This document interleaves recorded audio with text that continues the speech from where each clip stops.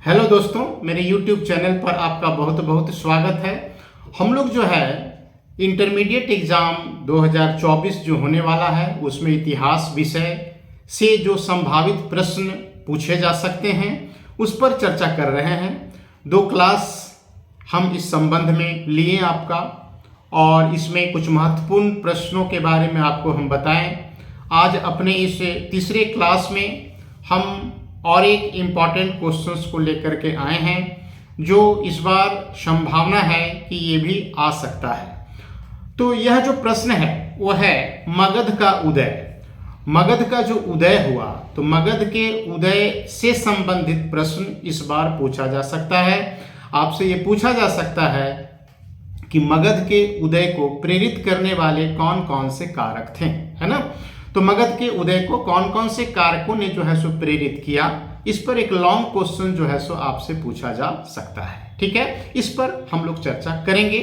उससे पहले कुछ बैकग्राउंड आपको हम समझा देते हैं, है ना, कि इस प्रश्न का उत्तर जो हम लोग लिखेंगे तो कुछ पृष्ठभूमि आपको जो है सो समझ लेना चाहिए। जैसा कि हम लोग सब जानते हैं कि वैदिक काल 1500 बीसी से 600 बीसी के काल को कहा जाता है। 600 बीसी में आकर के हम लोग देखते हैं कि एक व्यापक परिवर्तन का जो है सो युग आरंभ होता है। मतलब वैदिक काल जब समाप्त हो रहा था या हुआ, तो 6th सेंचुरी बीसी का जो फेज आया, 6ठी शताब्दी ईस्वी पूर्व का जो फेज आया, तो 6th सेंचुरी बीसी में हम लोग एक व्यापक परिवर्तन जो है सो देखते हैं। यह परिवर्तन कैसे आया उसको जरा सा आप समझने का प्रयास कीजिए। हम लोग को पता है कि करीब करीब 1000 बीसी के आसपास में लोहे का प्रयोग जो है वो आरंभ हुआ।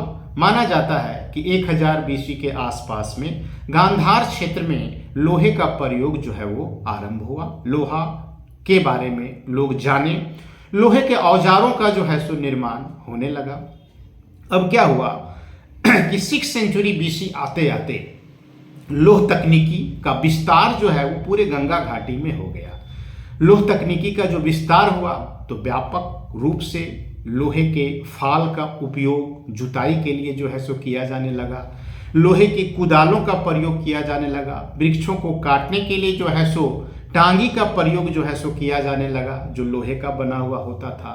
तो लोह तकनीकी का जो है सो विस्तार 6th सेंचुरी बीसी में, मतलब 600 बीसी तक आते आते व्यापक रूप से जो है सो हुआ, है ना।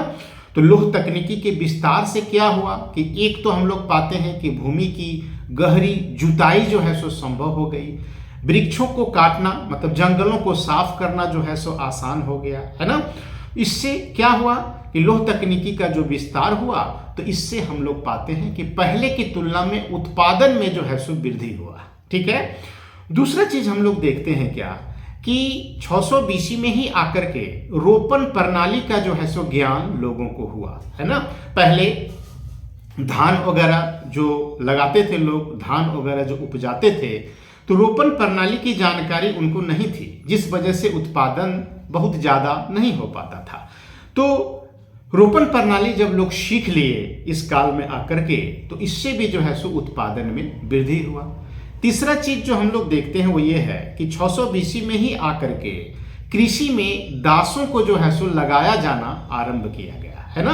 तो कृषि में जब दासों को लगाया जाना आरंभ किया गया, तो एक बड़े क्षेत्र में जो है सो अब कृषि कार्य करना संभव हो गया, जो पहले संभव नहीं था। कुल मिलाकर लोह तकनीकी के विस्तार, है ना, पहला लोह तकनीकी के विस्तार, रोपण प्रणाली के ज्ञान और कृषि में दासों को लगाए जाने से पूर्व की तुलना में उत्पादन में जो है सो काफी ज्यादा वृद्धि हुआ। उत्पादन में जब बहुत ज्यादा वृद्धि हुआ तो भूमि का महत्व जो है सो वो बढ़ गया, और भूमि का महत्व जब बढ़ गया तो उत्तर वैदिक काल का जो जनपद था, इस काल में आकर महाजनपद में जो है सो ढलने लगा। और हम लोग पाते हैं कि 600 बीसी में आकर के भारत में, है ना, हम लोगों को 16 महाजनपदों के बारे में जानकारी मिलता है। ये 16 महाजनपद अस्तित्व में आए, है ना, जो जनपद का ही एक परिवर्तित रूप था। मतलब विभिन्न जनपद एक दूसरे को जीत करके महाजनपद बनाने लगे, क्योंकि भूमि का महत्व बढ़ गया था, है ना। तो 16 महाजनपद जो अस्तित्व में आया इस काल में, उसमें एक मगध भी था, है ना। मगध का जो इलाका था, तो हम लोग पाते हैं कि आज का जो बिहार का जो क्षेत्र आप देख रहे हैं, मैंने गया वगैरह का जो पूरा इलाका था, गंगा के उत्तर वाला भाग नहीं, है ना। स्टार्टिंग में मगध जो महाजनपद था उसमें झारखंड का एक बहुत बड़ा इलाका शामिल था और बिहार का जो है सो एक बहुत बड़ा इलाका शामिल था, बिल्कुल उत्तरी बिहार के इलाके को छोड़ करके, है ना। बाद में वो भी मगध में जो है सो शामिल हो गया। तो मगध महाजनपद अस्तित्व में आया।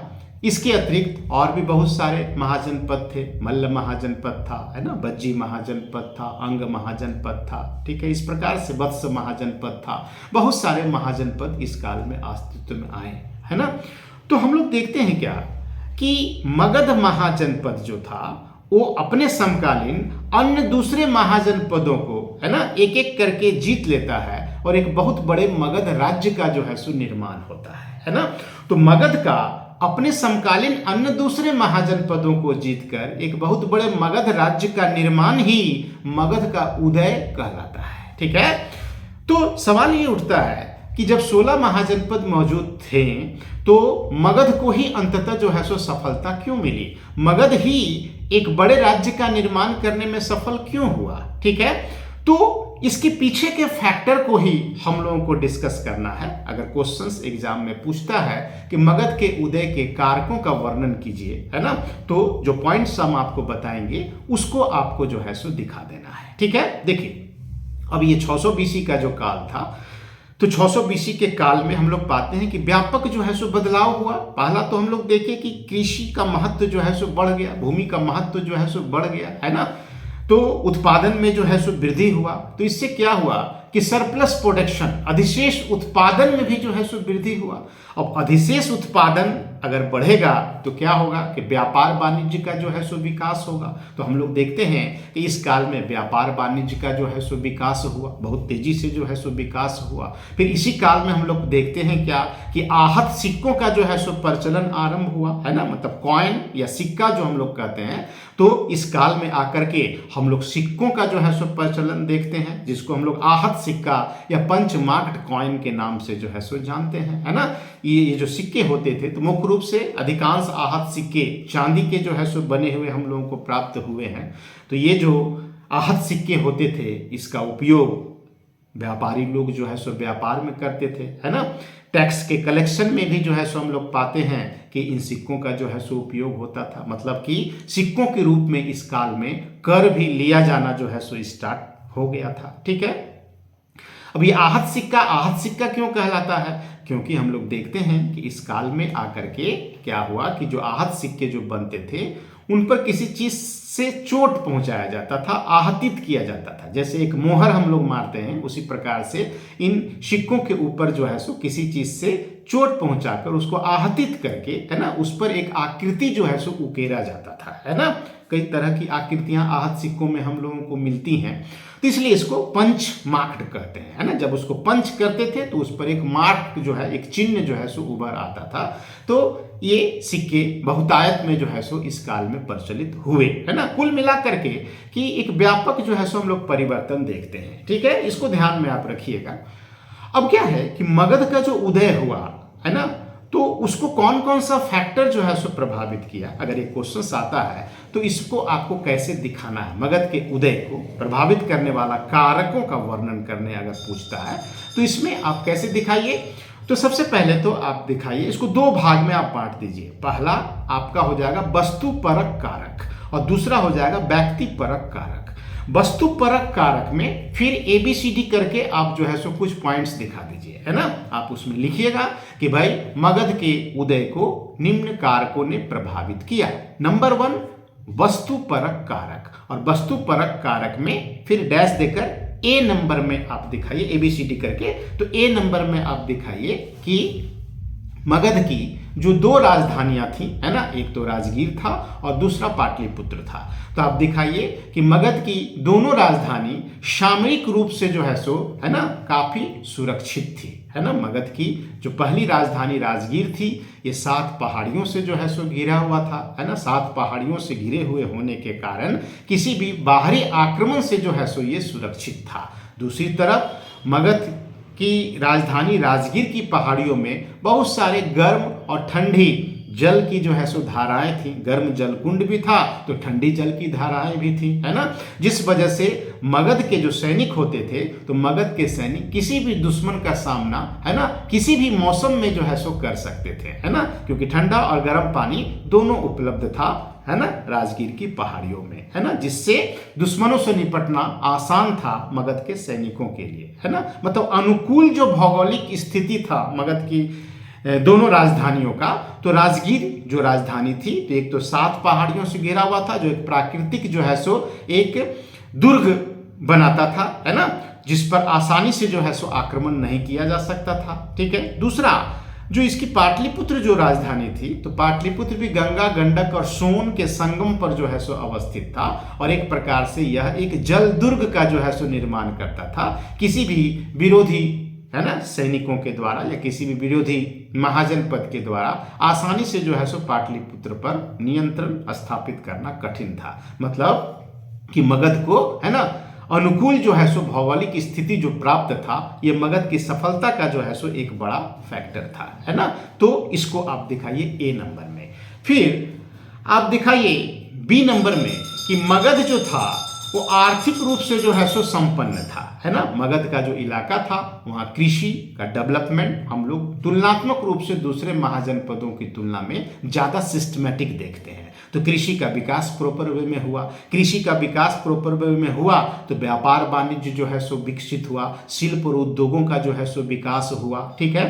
तो आर्थिक रूप से मगध जो था वो संपन्न था और आर्थिक रूप से संपन्न जो मगध जो महाजनपद था तो स्वाभाविक रूप से आर्थिक संपन्नता जो है वो सैनिक संपन्नता का जो है सो परिचायक होता है। तो मगध महाजनपद की जो सैन्य व्यवस्था थी वो तुलनात्मक रूप से जो है सो ज़्यादा मजबूत थी दूसरे महाजनपदों की तुलना में, है ना। तो ये आप बी नंबर में दिखाइए। सी नंबर में आप दिखाइए कि मगध जो महाजनपद था तो मगध महाजनपद के पास जो है बहुत सारी लोहे की खदानें थी, है ना। लोहे की खदानें होने के कारण जो है लोहा सहजता से जो है सो प्राप्त था मगध को, तो इस वजह से अस्त्र शस्त्रों का निर्माण जो है वो व्यापक रूप से मगध महाजनपद में, है ना, हुआ दूसरे महाजनपदों की तुलना में, है ना। न सिर्फ अस्त्र शस्त्रों का निर्माण हुआ बल्कि लोहे की खदानों के कारण जो है सो और भी देखते हैं कि आर्थिक रूप से जो है सो मगध को लाभ हुआ। दूसरा, मगध के इलाके में घने जंगल, पूरा झारखंड का इलाका शामिल था एक प्रकार से, तो घने जंगल जो है सो मौजूद थे जिनमें जंगली हाथी बड़ी संख्या में जो है सो हुआ करती थी। तो मगध महाजनपद जो था उसको हाथी सरलता से सहज रूप से जो है सो प्राप्त था और इन हाथियों को ट्रेंड करके सेना में बड़ी संख्या में जो है सो रखा गया था, है ना। जितनी बड़ी, है ना, हस्ती सेना मगध के पास था उतना किसी भी दूसरे महाजनपद के पास नहीं था। इससे भी मगध जो है वो सैन्य दृष्टि से काफी मजबूत हो गया, है ना। ये आप सी नंबर में दिखाइए। फिर डी नंबर में आप दिखाइए कि मगध की जो जनता थी तो मगध की जनता का जो सोच था वो बहुत इलास्टिक था, बहुत ही लोचदार था। मतलब एक प्रकार से कहें कि मगध की जनता जो थी वो सामाजिक रूप से ज्यादा गतिशील थी दूसरे महाजनपद की जनता की तुलना में, है ना। तो मगध की जो सामाजिक गतिशीलता थी, है ना, जो इलास्टिसिटी था मगध में, वो दूसरे महाजनपदों में जो है सो हम लोग नहीं देखते हैं, है ना। तो इलास्टिसिटी होने के कारण, लोचदार होने के कारण किसी भी परिवर्तन को मगध की जनता बहुत ही अच्छे से, मतलब कि स्वीकार करती थी, है ना। मगध की जनता जो है किसी भी चेंजेस को, किसी भी परिवर्तन को स्वीकार करने में हिचकिचाहट नहीं था उनमें, है ना। मतलब कि किसी भी तरह के परिवर्तन को जो है सो वो आसानी से एक्सेप्ट कर लेते थे। तो स्वाभाविक रूप से, है ना, यह भी मगध के उत्थान का जो है सो एक फैक्टर माना जाता है, क्योंकि हम लोग सब जानते हैं कि आज भी हम लोग देखते हैं कि कोई भी ऐसा समाज होता है तो कोई भी समाज तभी विकसित होगा जब सामाजिक गतिशीलता जो है सो वो होगी, मौजूद होगी, है ना। समाज जीवंत होगा, समाज में इलास्टिसिटी होगा, है ना, वो जड़ नहीं होगा। तो एक प्रकार से आप समझिए कि मगध का जो समाज था ना वो जड़ नहीं था, ठीक है ना। उसमें एक इलास्टिसिटी था, एक गतिशीलता थी, एक लोच था। इससे भी जो है सो मगध का जो है सो उदय हुआ, है ना। दूसरे महाजनपद में ये मौजूद नहीं था। तो मोटा मोटी वस्तुपरक कारक में आप ABCD करके ये 4 पॉइंट्स जो है सो दिखा दीजिए, है ना। फिर नंबर 2 में आप दिखाइए व्यक्तिपरक कारक, है ना। व्यक्तिपरक कारक में फिर आप दिखाइए कि मगध को बहुत सारे ऐसे योग्य शासकों की सेवा जो है सो प्राप्त हुई जो दूसरे महाजनपदों में जो है सो उपलब्ध नहीं था। मतलब कि दूसरे महाजनपदों को जो है सो कुछ इस प्रकार के जो है सो योग्य शासकों की सेवा जो है सो नहीं मिली जिस प्रकार मगध को जो है सो मिला। मगध के जो शासक थे तो ये बहुत सारे शासक अति महत्वाकांक्षी थे, दूरदर्शी थे, है ना, और बहुत ही सुलझे हुए थे, है ना, जिसमें बिंबिसार, अजातशत्रु, महापद्म नंद जैसे शासक मगध में हुए। बिंबिसार ने अंग महाजनपद को जीत करके मगध में मिलाया। फिर अजातशत्रु ने बज्जी महाजनपद को जो है सो जीत करके मगध में मिलाया, है ना। बज्जी को जीतना आसान नहीं था। बज्जी को जीतने में 16 वर्षों का जो है सो समय लगा। बज्जी का पूरा इलाका, जो उत्तर बिहार का जो इलाका, मुजफ्फरपुर वगैरह का जो इलाका, जो दरभंगा वगैरह का जो इलाका हम लोग देखते हैं, बज्जी महाजनपद का जो है सो क्षेत्र था, तो उसको अजातशत्रु जो है सो मगध में मिलाया। फिर आगे महापद्म नंद ने कलिंग को जो है सो जीत करके मगध में जो है सो मिलाया। इससे क्या हुआ कि मगध का क्षेत्र का विस्तार जो है सो बड़े इलाके में हो गया, है ना। तो कुल मिलाकर हम लोग पाते हैं क्या कि व्यक्तिपरक कारक में आप बिंबिसार, अजातशत्रु और महापद्म नंद की उपलब्धियों को थोड़ा सा हल्के फुल्के ढंग से जो है सो दिखा दीजिए, है ना।